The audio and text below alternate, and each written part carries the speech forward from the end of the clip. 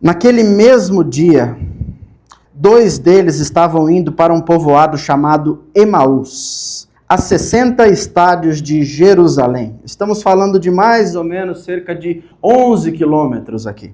O seu versículo 14 diz que no caminho eles conversavam a respeito de tudo o que havia acontecido. Enquanto conversavam e discutiam, o próprio Jesus se aproximou e começou a caminhar com eles, mas os olhos deles foram impedidos de reconhecê-lo. E ele então lhes perguntou: sobre o que vocês estão discutindo enquanto caminham? Eles pararam com o rosto entristecido. Um deles, chamado Cleopas, perguntou-lhe: você é o único visitante de Jerusalém que não sabe das coisas que ali aconteceram nesses dias? Que coisas? Perguntou. O que aconteceu com Jesus de Nazaré, responderam. Ele era um profeta, poderoso em palavras, em obras diante de Deus e de todo o povo. Os chefes dos sacerdotes e as nossas autoridades o entregaram para ser condenado à morte e o crucificaram. Contudo, esperávamos que ele era quem traria a redenção a Israel. Hoje já é o terceiro dia desde que ele se foi e que tudo isso aconteceu. Algumas das mulheres entre nós nos deram um susto hoje. Eles foram de manhã, bem cedo, ao sepulcro e não acharam o corpo dele. Elas voltaram e nos contaram ter tido uma visão de anjos, e estes disseram que ele estava vivo. Alguns dos nossos companheiros foram ao sepulcro e encontraram tudo exatamente como as mulheres haviam dito, mas não o viram. Ele lhes disse: como vocês custam a entender e como é que vocês demoram para crer em tudo que falaram os profetas? Não deveria o Cristo sofrer essas coisas e entrar na sua glória? Então, começando por Moisés e por todos os profetas, explicou-lhe o que constava a respeito dele em todas as escrituras. Ao se aproximarem do povoado para o qual estavam indo, Jesus fez como quem fosse mais adiante. Versículo 29, eles, porém, insistiram muito. Fique conosco, pois o dia já findou e está chegando a noite. Então entrou para ficar com eles. Quando estava à mesa com eles, tomou o pão, deu graças, partiu e deu a eles. Então os olhos deles foram abertos e o reconheceram, mas ele desapareceu. Então perguntaram um ao outro: não ardia o nosso coração enquanto ele nos falava no caminho e nos explicava as Escrituras? Imediatamente eles se levantaram e voltaram para Jerusalém. Ali encontraram os 11 e os que estavam com eles reunidos. Eles diziam: é verdade, o Senhor ressuscitou e apareceu a Simão. Então os dois contaram o que tinha acontecido no caminho e como haviam reconhecido Jesus quando ele partiu o pão. A primeira marca da ressurreição de Jesus, em Lucas capítulo 24, é a iniciativa do Cristo. Jesus toma a frente. Jesus vem atrás de nós. É Ele quem toma a frente e vai buscar os discípulos na estrada de Emaús. Eles estão fugindo de Jerusalém, indo embora de Jerusalém, com a expectativa frustrada. E Jesus vai lá no caminho, se aproxima deles novamente. Se você passar os olhos nas suas escrituras sagradas, de Gênesis até o Apocalipse, você vai chegar a uma conclusão. Deus é um Deus buscador. Deus é um Deus que se aproxima da gente. No Gênesis, quando o Adão é tomado de vergonha pelo seu pecado, quem é que vai atrás dele? Deus. Deus vai lá atrás do Adão. Cadê você, Adão? O que aconteceu com você? Os profetas. Todas as vezes Deus vai levantando profetas para falar com um povo que não gosta de ouvir. E Deus fala e o povo não escuta. E depois levanta um novo profeta e Deus busca e Deus se aproxima de novo. E depois Deus ele encurta essa distância que nós colocamos entre nós e Ele. É Ele que vem todas as vezes e rompe essa barreira onde a gente não quer se aproximar dele. Nos evangelhos a gente vê Jesus encarnado, vindo viver a nossa própria realidade, vive entre nós aqui. E ainda nós sabemos que existe uma promessa de redenção que vai sustentando a nossa esperança enquanto a gente vai vivendo aqui nesse mundo, né? Porque o apóstolo Paulo, ele foi bem enfático, dizendo assim que aquele que começou a boa obra há de terminá-la em quem? Em Cristo Jesus de Nazaré. Então a primeira evidência da ressurreição de nosso Senhor Jesus Cristo é que Deus ainda continua buscando cada um de nós. Ele ainda continua se aproximando de cada um de nós, nos chamando para perto. E sabe o que é muito interessante quando você dá uma olhada nas suas escrituras? é que ele busca a gente e ele vem até nós quando as coisas não estão muito bem, quando a gente está com o rosto entristecido. O seu versículo 17 ajuda você a entender um pouquinho mais isso daí. Olha, leia comigo novamente. Eles pararam com o rosto entristecido. Estavam tristes, fugindo de Jerusalém. Existe um certo entendimento, quem sabe até mesmo inconsciente, que Deus está conosco somente quando as coisas estão indo bem. Existe, não sei assim, um certo acordo entre nós, crentes evangélicos, uma ideia comum sobre Deus, de que Deus ele precisa de barulho para que ele possa se manifestar. De que ele precisa, sim, de grandes efeitos, de grandes produções, para que ele então possa vir aqui a nossa realidade. Precisa muito fervor, precisa as palavras corretas, as músicas corretas, o ambiente correto, que aí Deus ele vem e ele pousa, assim, repousa sobre a nossa vida, o Espírito Santo vem sobre nós. Por exemplo, até pouco tempo atrás, se você falasse em depressão, depressão era sinônimo de falta de Deus. Se você tivesse assim andando meio cabisbaixo, meio triste, andando com o rosto entristecido, como estão esses nossos irmãos, meio desanimados, meio sem graça, sem energia, automaticamente o diagnóstico religioso era o quê? Falta de Deus. Isso aí é o problema seu com o capeta. Tá fazendo alguma coisa errada aí, deve estar em pecado, deve estar fazendo alguma coisa de errado, tá depressivo desse jeito, tá desanimado, tá triste. Jesus é alegria, meu irmão. O que aconteceu com você? Aqui, se nós estivéssemos assim, quase sempre seríamos automaticamente taxados como falta de Deus. De uma certa forma, às vezes a gente sofre mais pela leitura que nós fazemos dos fatos ou do que as outras pessoas fazem dos fatos em que nós estamos vivendo, do que propriamente o fato, né? O ser humano, ele organiza a vida em camadas, em histórias. E o que nos afeta mesmo, quase nunca é o fato em si, mas é o significado que nós vamos dando aos fatos que vão acontecendo na nossa vida. As circunstâncias vão acontecendo. À medida que o significado tem mais importância, afeta mais a gente. Só que se o significado é errado, a dor ela tende a se intensificar. Por exemplo, duas pessoas na mesma situação. Uma perde um emprego. Automaticamente ela diz, eu sou insignificante, eu não valho nada, eu não consigo produzir nada nessa vida, agora que eu perdi o emprego eu vou ter que baixar o meu padrão de vida, eu não esperava isso nesse momento da minha vida, eu sou fracassado. Uma outra pessoa, pode ser na mesma empresa, sabe corte de gastos que acontece e aí às vezes vai aquela demissão assim em massa? Uma outra pessoa pode ser demitida talvez do mesmo cargo, com o mesmo salário, e ela vai pensar assim, é triste, mas pode ser que seja uma oportunidade de Deus colocando aí na minha frente. Pode ser que esse seja o momento de eu começar a viver tudo que eu sonhei, porque eu não gostava desse trabalho mesmo, aí Deus, quem sabe, ouviu minhas orações e está na hora de eu recomeçar a vida, começar de uma outra maneira. Você vê que o fato é o mesmo, mas a reação ao fato pode variar segundo o significado que nós vamos dando às circunstâncias, aos acontecimentos. A partir do seu versículo 17, isso tende a ficar um pouquinho mais claro para nós. Por favor, vá à sua Bíblia e leia junto comigo o versículo 17 em diante novamente. Ele diz assim, Jesus perguntou, sobre o que vocês estão discutindo enquanto caminham? Eles pararam com o rosto entristecido e disseram a Jesus, você não abriu o seu Insta hoje não, Jesus? Você não abriu o Facebook aí não? Não leu o G1 hoje não? Não está sabendo das notícias? Tudo que está acontecendo aí, você é o único visitante de Jerusalém que não sabe dessas coisas que aconteceram nesses dias? Que coisas? Perguntou Jesus, né? Meio que Jesus dá uma de João sem braço, assim, ué, o que aconteceu com Jesus de Nazaré? Você não ficou sabendo, não? Está todo mundo sabendo, todo o povo está dizendo, responderam eles. Ele é profeta, ele é poderoso, olha, em palavras, em obras diante de Deus, diante de todo o povo. Os chefes, os sacerdotes, as nossas autoridades entregaram ele para ser condenado à morte e crucificaram. Só se está falando disso na nossa cidade. Você não está sabendo não, cara? Como é que você não sabe a respeito das notícias que aconteceram com Jesus? E diz o seu versículo 21, se você está com uma caneta, você podia grifar isso daí, porque eles dizem assim, ó, nós esperávamos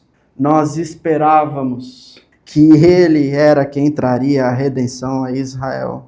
E hoje já é o terceiro dia de que tudo isso daí aconteceu. E ele não apareceu mais. Você sabe muito bem a relação expectativa e promessa de Deus com Israel, as expectativas a respeito do que eles tinham em Jesus. Você sabe que eles estavam esperando um libertador político, um novo Davi, um novo Moisés, alguém que iria resolver os problemas financeiros, os problemas de escravidão financeira que eles tinham a respeito de Roma, tudo a opressão que eles viviam. Eles tinham uma outra ideia, uma outra expectativa acerca de Jesus. Eles estavam esperando, assim, bons tempos novamente. Quem sabe dos tempos do rei Salomão. Ninguém iria associar a vida que Jesus levou, o que ele pregou, o que ele falou, as palavras poderosas, os sinais. Jesus ressuscitava a gente. Você tem uma noção que Jesus ressuscitava a gente? Ele fazia coxo andar e fazia cego enxergar, entendeu? O mudo falava na presença de Jesus.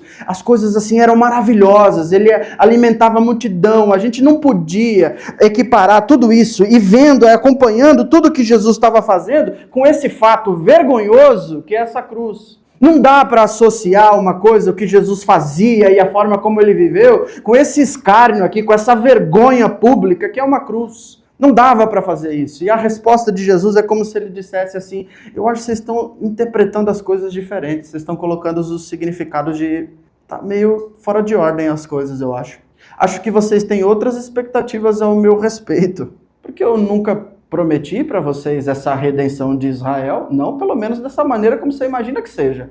Que eu prometi redenção, eu prometi, mas não dessa maneira. O que na verdade eu prometi a vocês, inclusive não tem muito tempo, foi a minha presença. Isso eu disse para vocês. Eu não disse para vocês que era necessário que eu fosse porque eu ia enviar um amigo, um conselheiro, um companheiro. Não disse isso para vocês? Um consolador? Eu disse para vocês. Inclusive, nesse momento, estou caminhando junto com vocês, porque eu prometi para vocês a minha presença. Talvez por isso o seu versículo 16 diz o seguinte: os olhos deles foram impedidos de reconhecê-lo. Por que os olhos deles foram impedidos de reconhecê-lo? Porque simplesmente a narrativa que eles criaram não correspondia a Jesus. Era um outro Jesus. Era um outro Jesus com outro significado. Era uma outra expectativa. Era uma outra história. Era uma outra fantasia. Era uma outra caricatura a respeito do Messias. E, de fato, esse não tem como enxergar mesmo, porque ele não existe. O significado que esses discípulos aqui eles deram à cruz era errado. E por isso que a dor é grande. Por isso que a gente foge de Jerusalém. Porque a cruz é vergonhosa. Esse daqui não é o nosso lugar. Esse aqui é o lugar da derrota. Esse aqui é o lugar da vergonha pública. E o significado é errado. A dor fica grande. E aí eu fujo. Vou-me embora. Já que Jesus não vai resolver os meus problemas mesmo, então vou-me embora. E quantos de nós, ainda que silenciosamente, também não temos visões equivocadas, compreensões distorcidas a respeito de Deus? Quantos de nós não pensamos que precisamos estar prontos, puros, santos, sem manchas, imaculados? Construir ambientes ascéticos, fervorosos, para que então Deus nos aceite. Parece que a presença de Deus é quase assim um presente, uma recompensa pela nossa performance espiritual. Tem que falar bem, tem que orar bem, tem que saber as palavras, tem que cantar bem, tem que persuadir bem, para parecer que tem Espírito Santo, para parecer que tem presença de Jesus assim dentro de nós. E com os discípulos na estrada de Emaús, não me parece que é muito essa conversa, não. Aqui parece um outro tipo de presença. Me ensina algumas outras coisas. E me ensina, inclusive, que Deus não espera que a gente esteja pronto para que Ele possa caminhar junto conosco. Ele se aproxima de nós enquanto nós estamos com o rosto entristecido, enquanto nós estamos chorando a sua partida. Ele se aproxima de nós quando nós estamos equivocados a respeito dele. Quando nós estamos fazendo leituras erradas acerca de quem Ele é mesmo, Ele se aproxima da gente na nossa tristeza, Ele se aproxima de nós nas nossas crises de fé, nas nossas perguntas sem respostas. Deus, Ele vem e participa da nossa vida. A gente faz um monte de conclusão errada a respeito dEle, e Ele vem, olha, não é bem assim, deixa eu te ensinar quem eu sou, não coloque a sua expectativa aí. A gente faz uma confusão da nossa vida, a gente se mete num um caos, a gente anda assim pelas veredas da justiça, e ele vai lá por amor do seu nome, busca a gente, ensina a gente de novo, fala, não, tá errado, não é assim. E isso muda absolutamente tudo para nós, meu irmão, porque Deus, ele se revela plenamente na cruz. E se isso é uma verdade, isso significa que dor, sofrimento, nem mesmo os nossos medos, as nossas crises, nem mesmo a morte é capaz de nos separar da presença dele, porque ele vive. Ele vive. Não é uma história que nós estamos comemorando de um homem que ressuscitou e depois de mais alguns anos ele morreu de novo. Ele vive, continua vivendo, continua entre nós. Continua dentro de você, nas suas crises, no seu sofrimento, na sua tristeza, te acompanhando. E é aqui que entra a ressurreição de Jesus. Porque se ele não ressuscitou, não dá para vir cantar aqui, porque ele vive. Posso crer no amanhã, porque ele vive. Temor não há, mas eu bem sei. Eu sei que a minha vida está nas mãos do meu Jesus, que vive está. Sem ressurreição não dá para cantar onde está, ó morte, a sua vitória. Onde está, ó morte, o seu aguilhão. Sem ressurreição é vã a nossa fé, a gente está perdendo o nosso tempo aqui. É de extrema importância que a gente entenda a ressurreição de Jesus, porque é ela que vai nos ensinar que nem mesmo crises, nem mesmo sofrimento, nem mesmo nossas dúvidas, nossas leituras equivocadas a respeito dele, nem mesmo a morte. Se precisar, a gente mergulha na morte, assim, ó, porque a gente sabe que nós vamos estar na presença de Jesus Cristo de Nazaré, porque ele vive. Ele vive. A morte não pode detê-lo. Vive. E se vive, vive agora. Vive em você, dentro de você. E isso precisa ser internalizado dentro de nós, irmão. Porque isso daqui é uma verdade fundamental e profundamente real. Faz parte da sua vida.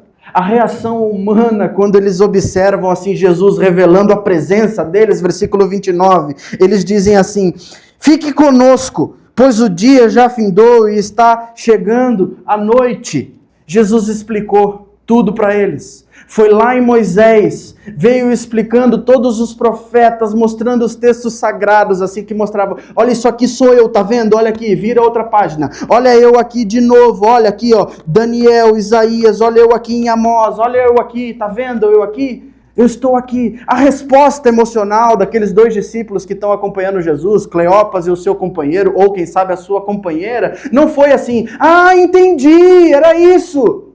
Era essa a resposta que eu precisava. Agora você me explicou tudo o que eu precisava, né? Agora sim eu consigo seguir você. A reação deles é, não vá embora. Não vá embora.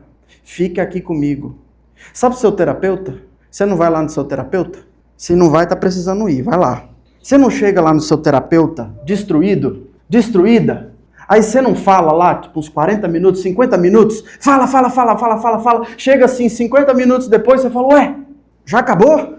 Vai falar nada não? Paguei pra você me ouvir? Vai me dizer nada não? Cadê? Eu quero respostas. O terapeuta resolveu todos os seus problemas? Não resolveu, né? Vai voltar para casa, o casamento ainda vai estar ruim, não vai? Não vai ter problema lá na casa ainda? Não vai ter problema lá?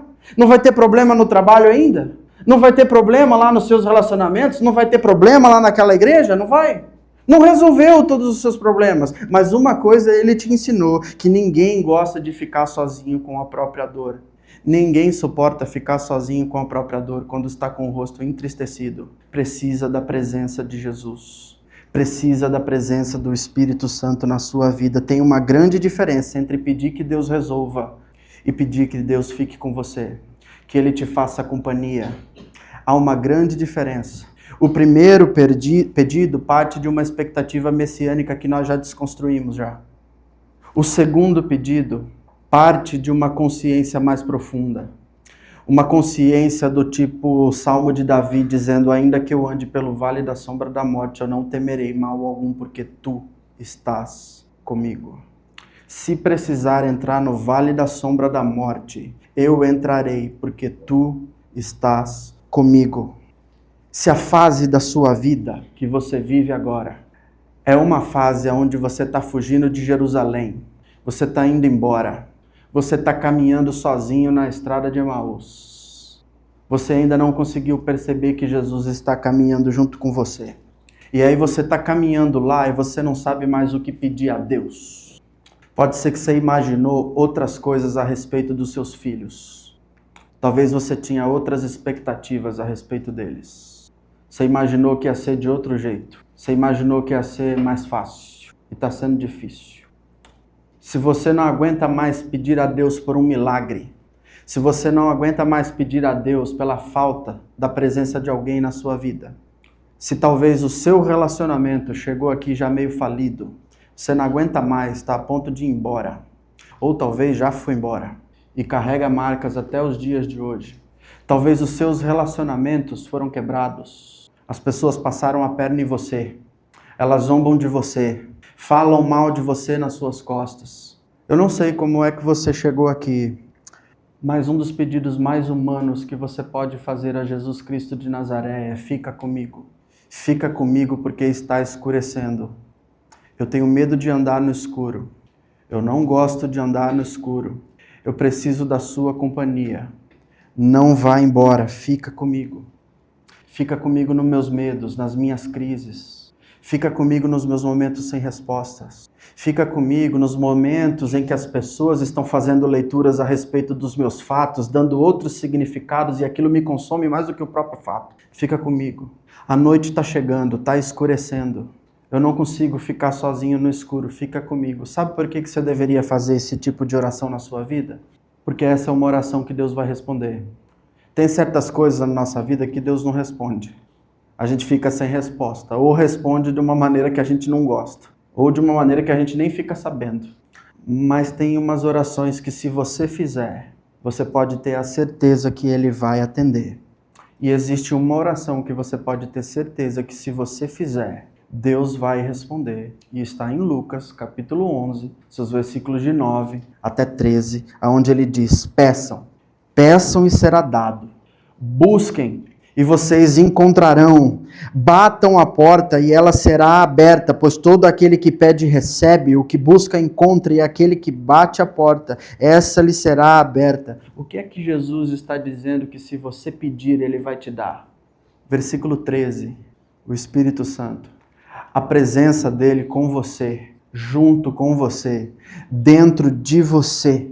O Espírito Santo, o seu amigo, o seu conselheiro, junto com você. Porque essa é uma verdade que precisa ser internalizada. Se Jesus vive, Ele vai estar com você. E se você pedir, Ele vai caminhar junto com você. Não importa a tempestade. Jesus, Ele senta à mesa, aí Ele pega o pão, Ele dá graças, aí Ele parte, distribui. Os mesmos 4 verbos da última ceia. Lucas capítulo 22. 2 capítulos antes, 3, 4, 5 dias depois, antes, Jesus estava fazendo a mesma coisa com eles. E quando eles se deparam com Jesus tomando pão, e aí Ele dá graças, levanta, Ele parte, Ele distribui. Durante a explicação, versículo 32, eles estavam dizendo assim, que o coração deles estava queimando, mas quando eles se deparam com o gesto de Jesus, aí os olhos se abrem, sabe? Fala assim, é Ele! É Ele! Enquanto Ele estava falando, o nosso coração estava queimando, mas agora esse gesto aqui, porque as palavras, elas vão falar a nossa mente, mas os gestos, são os gestos que trazem a memória, que nos dá esperança, queridos. É tipo casa de vó. Já foi em casa de vó? Você sabe, você não tem o cheirinho da casa da vó? Não tem a lembrança, quando você brincava, a maneira como ela falava, a maneira como ela cozinhava, o jeito que ela te trata, a maneira, não tem aquele gostinho. Eu posso ir nos melhores restaurantes do mundo, eu posso comer as melhores comidas do mundo, mas se você falar assim, Dona Miriam, faça a comida preferida do Lucas e leve para ele. E você bota aqui uns 10 pratos aqui. A hora que eu comer a comida da minha mãe, eu vou saber, essa aqui é o tempero da minha mãe. Isso aqui eu sei. Tem gosto, tem cheiro, tem tempero, tem gesto, tem presença, tá ali, tá assim diante de cada um de nós. Existe algo dentro de você que diz assim, tá vivo. Ó, tô aqui, viu? Estou me mexendo, presta atenção na minha presença, eu estou falando com você, não desiste, olha, de vez em quando você quer ir para longe, mas não esquece, eu estou aqui junto com você, eu estou aqui junto com você, lembra de mim, eu estou dentro de você, porque existem sim pessoas que partiram, mas seus gestos permanecem vivos dentro de nós, você sabe disso. Em algum momento de lucidez da sua vida, você já deve ter parado assim, falou, eu estou me tornando meu avô, ó, estou fazendo as coisas iguaizinhas do meu avô, estou fazendo igualzinho as coisas igual a minha avó, eu estou fazendo as coisas que meu pai, eu falei que eu não ia fazer igual meu pai. Falei que eu não ia ser igual a minha mãe, estou sendo igual a minha mãe, estou me tornando meu chefe, estou me tornando meu amigo, estou parecendo a minha mulher, estou parecendo o meu marido, algum momento, porque isso tem coisas dentro de nós que vão refletir Jesus dentro de nós e ele vai continuar se mexendo, porque ele está vivo. A palavra de Deus diz em Eclesiastes para nós, capítulo 3, versículo 11, que Deus colocou dentro de nós o desejo pela eternidade. Tem um Jesus vivo e eterno aqui, se movendo dentro de você, e ele quer mais, ele quer mais, ele quer mais dentro de você, se movendo dentro de você. E depois de tudo isso daí, ele vai embora, desaparece. Não bastasse a experiência traumática lá de Jerusalém, um outro trauma agora para os coitados. Queriam tanto a presença, viram tudo, parece até cruel, mas aí Jesus desaparece da mesa deles, mas não desaparece da vida deles, né? E essa é a razão, inclusive, de nós estarmos aqui reunidos e partindo o pão, inclusive hoje. Hoje nós estamos aqui, 2000 anos depois, porque Jesus continua vivo dentro de cada um de nós. E a gente consegue chegar aqui e com os mesmos gestos, pegar o pão, dar graças, distribuir e repartir, para dizer, ele vive aqui entre nós. O que para muitos era uma loucura, para nós virou a nossa missão de vida. Tem cheiro? Tem lembrança, tem memória, não é uma historinha de um livro. Eu vivo, você vive todos os dias. Você experiencia todos os dias, porque vive queimando dentro de você e te lembrando, eu estou aqui, eu estou caminhando junto com você, eu estou junto com você, eu vou estar junto com você. Volta para sua Jerusalém. Talvez você chegou hoje igual os 2 discípulos. Versículo 13, fugindo de Jerusalém, fugindo da sua dor, fugindo do seu lugar do trauma. Talvez você chegou aqui assim de costas para sua decepção, para sua cruz. Talvez você tenha vindo aqui buscando soluções. Talvez com outras intenções.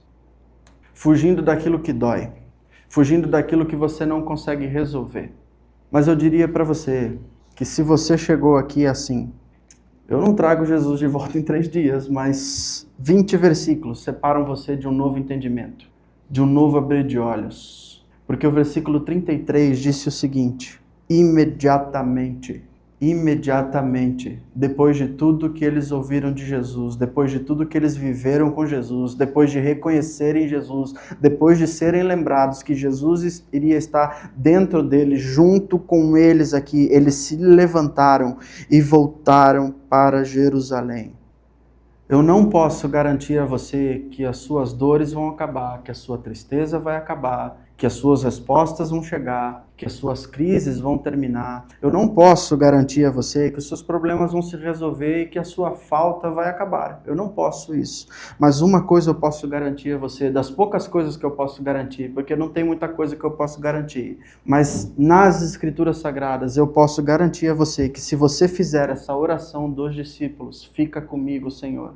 Está escurecendo, está anoitecendo, eu tenho medo do escuro, eu não quero que o Senhor vá embora, eu quero que o Senhor fique comigo, eu quero a sua companhia, eu quero o Senhor andando junto comigo nas minhas crises, nas minhas tentações, nos meus momentos de desilusão, na minha depressão, seja ela qual for, na minha tristeza, na minha ansiedade, eu quero que o Senhor esteja junto comigo. Eu tenho certeza que se você fizer essa oração que seus discípulos fizeram, você nunca mais caminhará sozinho, você nunca mais caminhará sozinha, porque Ele vive e vive dentro de você, caminhando junto com você, ao seu lado, se manifestando o tempo inteiro, mostrando gestos o tempo inteiro ao seu lado. Então é hora de você preparar a sua mesa, arrumar a sua casa, é hora de você começar a dar o lugar de honra a Jesus Cristo de Nazaré. Esse é o lugar dele. Prepare a sua casa, prepare a mesa, porque amanhã ele bate no seu ombro e vai dizer: eu não estou lá no túmulo, eu não estou lá na igreja, eu não estou lá no templo, eu estou aqui junto com você.